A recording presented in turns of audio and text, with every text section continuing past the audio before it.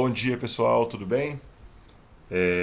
Bom, hoje a gente vai ter essa videoaula, como eu tinha avisado para vocês na videoconferência. A gente vai trabalhar a reflexão da luz. A gente está introduzindo um capítulo novo, que é o capítulo 6, e vamos falar sobre fenômenos relacionados com a luz. Reflexão, refração, interferência e uma série de outros fenômenos, tá? Mas a reflexão ela é uma grande parte porque a gente vai trabalhar reflexão como fenômeno, a gente vai trabalhar espelhos planos, que é um tipo de reflexão. Dentro de espelhos planos tem a formação de imagem, campo visual, movimentação de espelhos. E aí depois vai para espelhos esféricos. Aí tem espelhos côncavos, espelhos convexos, tem as propriedades, tem as aplicações e assim por diante. Então tem uma série de aplicações da reflexão da luz, que acontece de várias formas, como acontece aí, por exemplo, na imagem que eu coloquei para vocês. Então é isso. Espero que vou tentar fazer alguns exemplos na aula de hoje, bem detalhado, para que vocês consigam acompanhar. Fora isso, eu vou deixar também um desafio no último slide para que vocês tentem fazer. E aí a gente vai trabalhar exercício, vai dar uma pausa no conteúdo, vai trabalhar exercício na próxima aula, né, que é quinta-feira, amanhã. E aí na semana que vem a gente corrige esses exercícios e tira as dúvidas, tá bom? Bom, vamos lá então. Eu vou só posicionar aqui a minha imagem direitinho para que eu possa utilizar a caneta aqui e a gente poder escrever em cima do slide, tá bom? Bom, vamos lá então. Primeira coisa, a reflexão da luz tem duas leis básicas e sem elas a gente não consegue aplicar nada sobre o conceito. A gente tem que partir do princípio que isso aí é válido. Tá? A gente tem que partir do princípio que as leis estão valendo para que a gente possa aplicar em qualquer situação que a gente queira, qualquer situação, problema. Então, por exemplo, primeira lei da reflexão.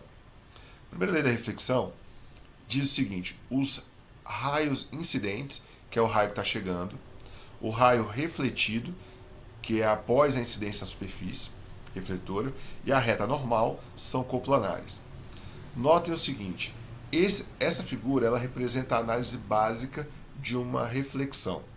Qual a análise básica? Primeiro, eu preciso ter uma superfície refletora, pode ser a água, o espelho, um vidro, não importa, uma superfície refletora.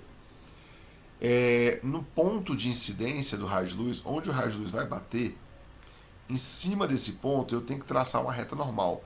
Característica da reta normal à superfície: é uma reta que forma 90 graus com aquele ponto à superfície, certo? Então, se eu tiver 10 reflexões diferentes nessa superfície, eu tenho que traçar 10 retas normais em cada ponto que aconteceu a reflexão, certo? Bom, por quê? Porque quando eu traço a reta normal, em cima do ponto de incidência, eu vou definir o ângulo de incidência.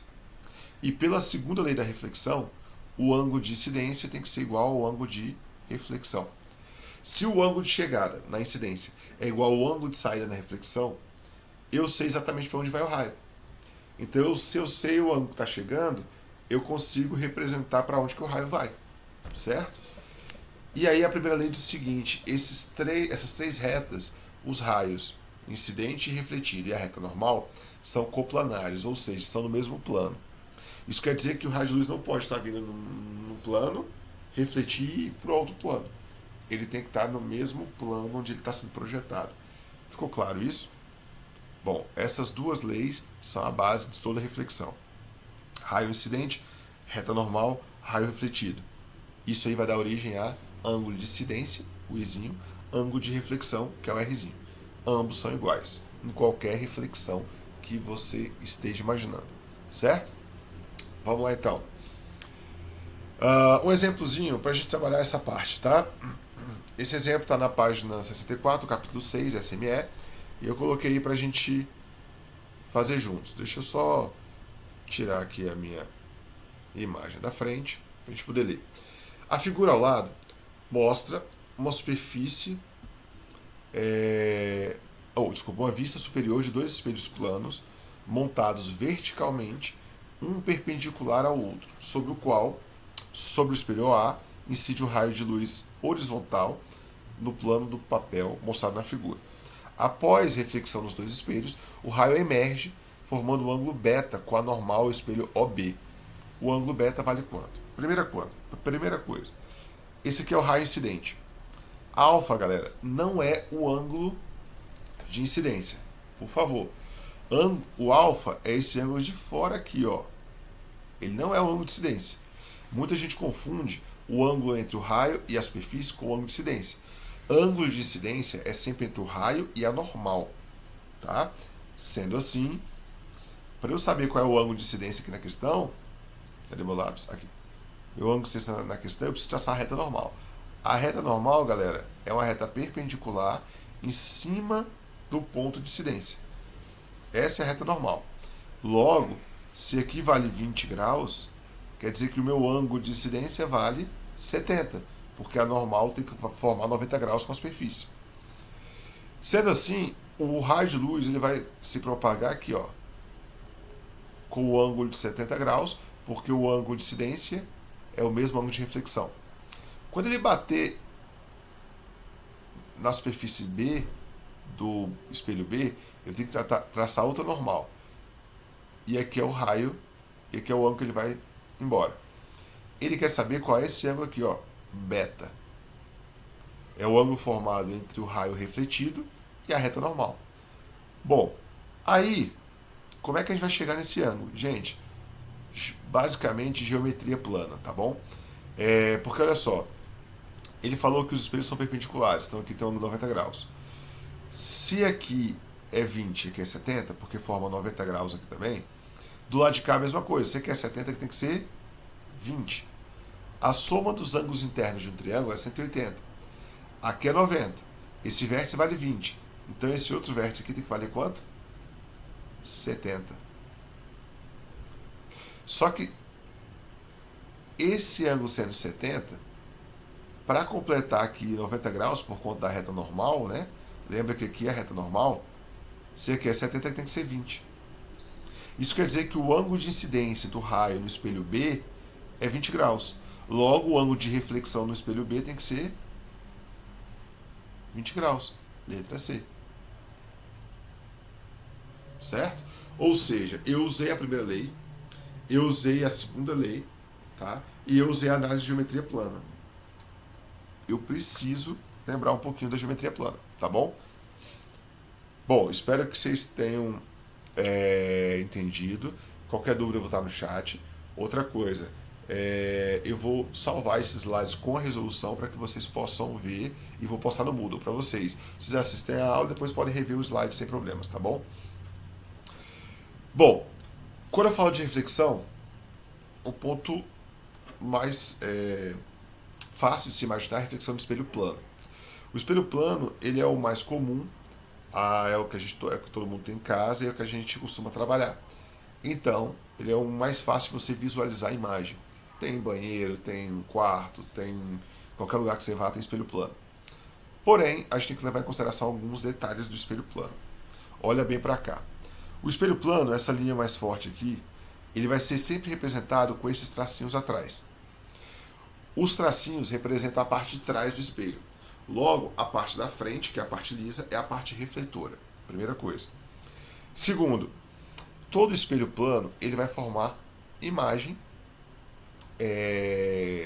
com determinadas características, que eu vou falar daqui a pouco. Mas o que você tem que levar em consideração da imagem sempre é o seguinte. Toda imagem, aqui é o objeto, tá? Porque aqui eu estou na frente do espelho. Tudo que está atrás da parte achurada é imagem, tá? Então, se o meu espelho, se o meu objeto está a uma distância D do espelho, a imagem tem que estar a uma distância D também. A distância do objeto ao espelho é sempre a mesma distância da imagem ao espelho, fazendo com que o espelho plano ele pareça ter uma profundidade. Essa profundidade ela é fictícia, ela é virtual. Ela não existe. O espelho ele é fininho, na verdade, né? Você tem a impressão de que ele tem uma profundidade, porque ele reflete o que está aqui fora. Portanto, tudo que está atrás do espelho plano, a gente costuma chamar de virtual. Virtual porque essa imagem é uma projeção, como está mostrando aqui, ó. Por exemplo, um raio de luz saiu do objeto, bateu no espelho. Claro, aqui eu tenho que ter a reta normal. Essa reta normal vai ter um ângulo de incidência aqui. um ângulo de reflexão, que são iguais, e o raio chega no olho da pessoa que está observando. Se a pessoa olhar para o espelho, ela vai ver o objeto lá dentro, a imagem do objeto lá dentro do espelho. Como foi a imagem aqui, ó, do primeiro slide que eu coloquei. Olha aqui. Se você olhar fixamente para o espelho, você vai ver a montanha aqui dentro. Você não precisa olhar para cima, porque você está vendo a imagem dela com profundidade. É a mesma coisa daquela situação ali. É como se aqui fosse a montanha, e se o observador estiver olhando para o espelho, ele vai ver a imagem dela lá embaixo. Basicamente é isso. Tá? Lembrando que a imagem dela tem que estar sempre na mesma linha, perpendicular ao espelho. Tá? A imagem P nunca vai estar aqui na frente da pessoa. Tem que estar a seguir a simetria com o objeto. Ficou claro isso, gente? Espero que sim. Qualquer dúvida, de novo, botar no chat, tá? Bom, quais são as características dessa imagem formada? Aqui nesse slide não ficou claro as diferenças da imagem, porque eu falei de um pontinho. Um ponto, ele é o mesmo em qualquer situação. Agora, e se a imagem for um corpo extenso? O que vai mudar na imagem? E aí, comecem a lembrar das características da imagem. Por quê? Espelho plano só tem uma característica.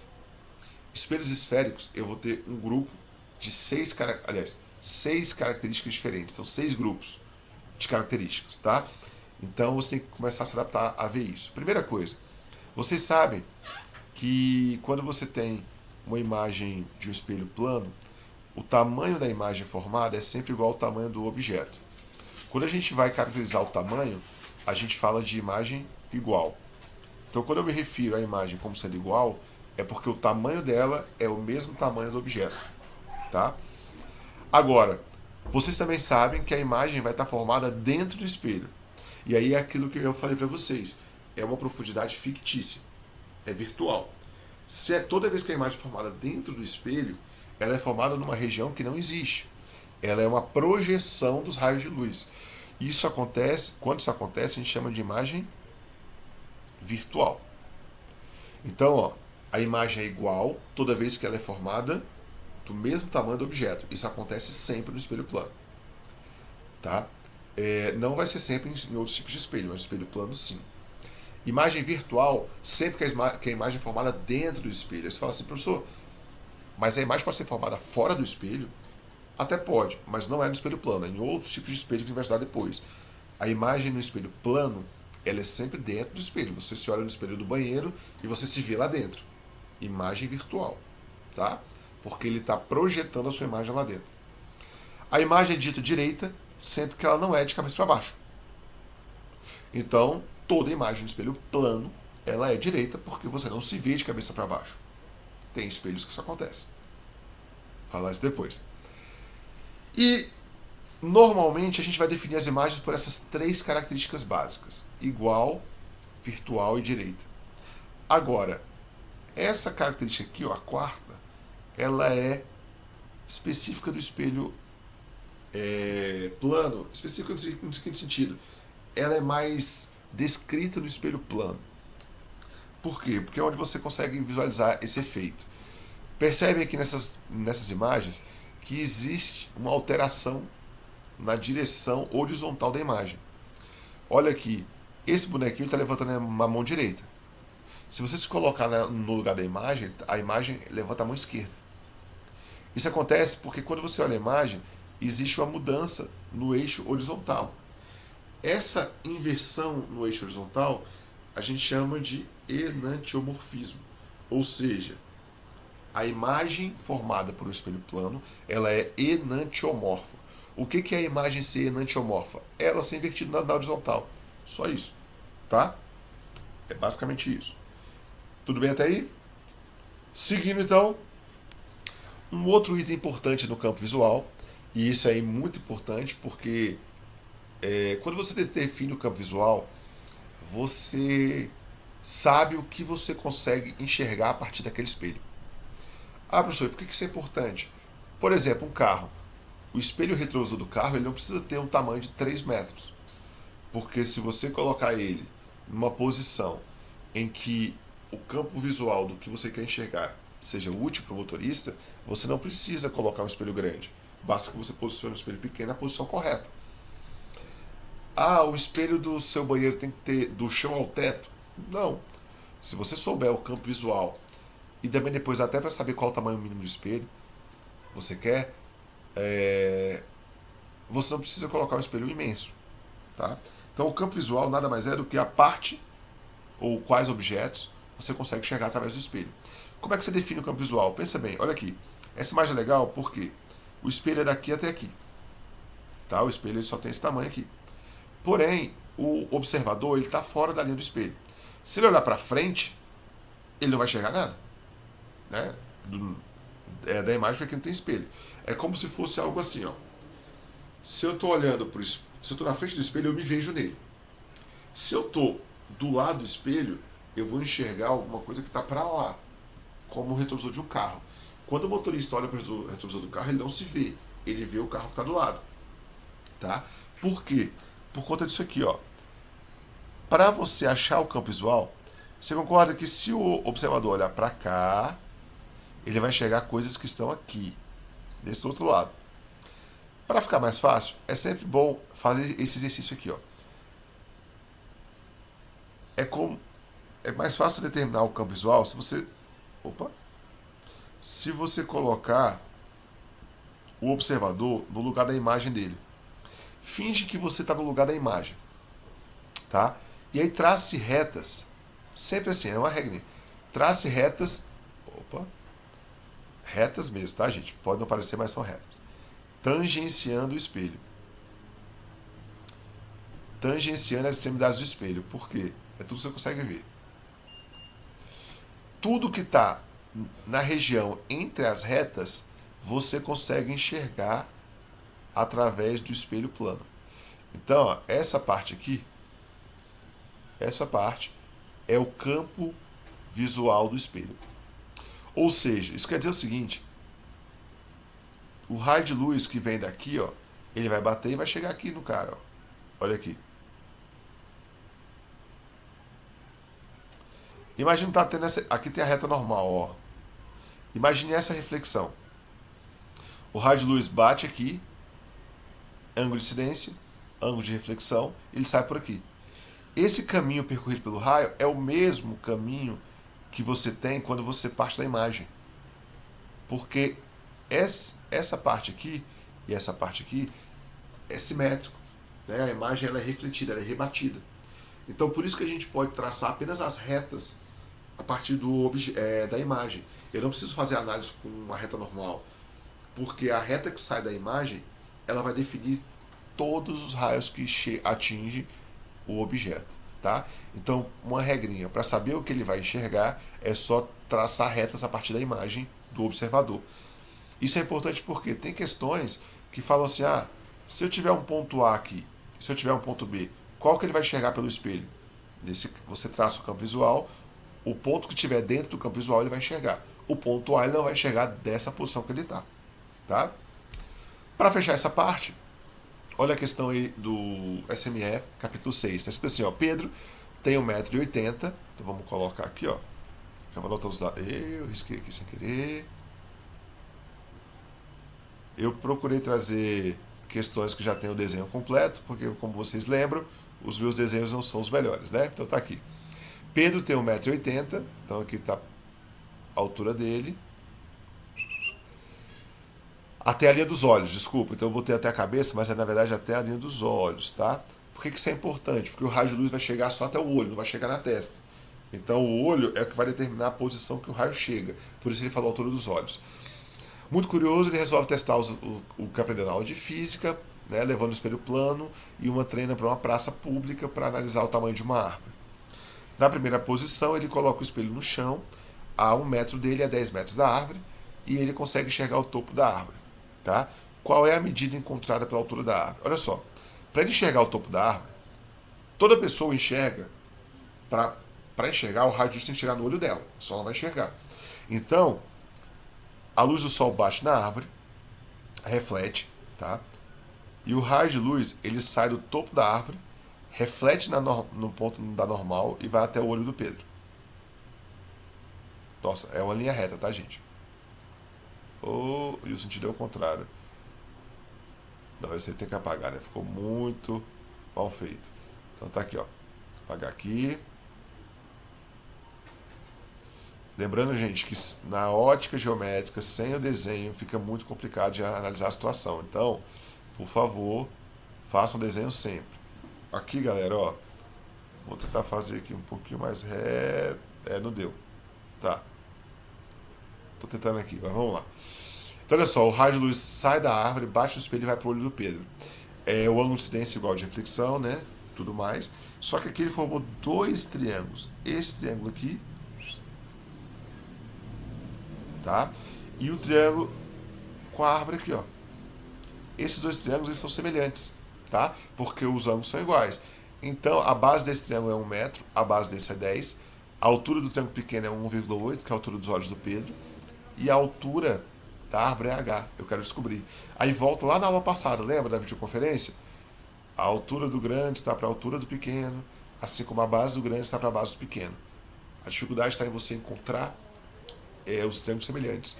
Nesse caso vai ser a altura da árvore, está para a altura dos olhos de Pedro, assim como a base do triângulo da árvore, que é o triângulo grande, está para a base do pequeno. Logo, a altura da árvore é de 18 metros. A resolução é simples, tem que entender a situação. Olha o que ele fez na outra situação aqui, interessante. Ele colocou o espelho na frente dele, como se fosse um retrovisor, ele quer enxergar a árvore que está atrás dele. Só que quando ele olha para frente no espelho, ele não vai enxergar o que está olhando para trás. Ele vai ver como se a árvore estivesse dentro do espelho, concorda? Então, na verdade, quando o Pedro faz isso, quando ele olha para o espelho, é como se a imagem da árvore estivesse lá na frente. Porque o que ele vai ver é a imagem dentro do espelho. Certo? Logo, é como se viesse um raio de luz da árvore, batesse no espelho e voltasse para o raio do Pedro. Só que o que ele vai ver é a projeção, lembra? A projeção da imagem é sempre dentro do espelho. Então é como se o raio estivesse vindo de lá. Lá da imagem, direto para o olho dele. E vindo da base da imagem para o olho dele. Vou crescer um pouco essa árvore aqui para ficar mais fácil. Aqui eu formei dois triângulos semelhantes. Esse triângulo pequeno, cuja base é o tamanho que o espelho tem que ter para enxergar a árvore. E o triângulo grande, cuja base do grande é a altura da árvore. A altura do triângulo pequeno é a distância que ele está do espelho, 1 metro. A altura do triângulo grande é a distância que a imagem está do Pedro. Aí, ó, o objeto está 16 metros à frente do espelho. 16 não, 17 metros à frente do espelho. 1 mais 16. Então a imagem tem que estar 17 metros atrás do espelho.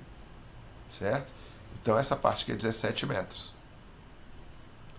Ó, 1 mais 16. A árvore está 17 metros do espelho. Então a imagem tem que estar 17 metros atrás. Só que o triângulo não é só esse 17. O triângulo é 17 mais 1. 18 metros. Logo, eu vou fazer a mesma semelhança. A altura do grande, 18, está para a altura do pequeno. Assim como a base do grande, que é 18 também, né? Porque a altura da árvore é 18, é a mesma árvore. Está para o tamanho do espelho X, que é a base do pequeno. Multiplicando cruzado, esse espelho tem que ter 1 metro para enxergar a árvore toda. Certo? Lembrando que é preciso saber fazer o desenho, é preciso saber montar a imagem, e aí eu vou deixar isso aqui salvo para vocês depois, tá bom? E para fechar, hora de vocês fazerem, tá aí o desafio, vou deixar para vocês fazerem, quem tiver dúvida vai lá no chat que eu resolvo com vocês, ou dou algumas dicas, tá bom? Gente, valeu, bons estudos, se organizem, procurem o chat, e vamos lá, estamos juntos aí, tá bom? Só uma dica para essa questão, acho que vale a pena falar então, né, já que eu já estou aqui, porque lá no chat tem como eu desenhar. Tenta colocar assim, ó, prédio, e o espelho aqui, ó, o espelho aqui e o prédio aqui. Olhe de lado, tá? Porque o raio de sol vai vir daqui, ó. Aí pensa o raio batendo no espelho e refletindo e indo para cá. Quando você olha de lado, fica mais fácil você enxergar triângulos, tá bom? Ó. Quando você olha de lado, fica mais fácil você enxergar triângulos. Essa é a dica, tá bom? Tchau, tchau, gente. Valeu.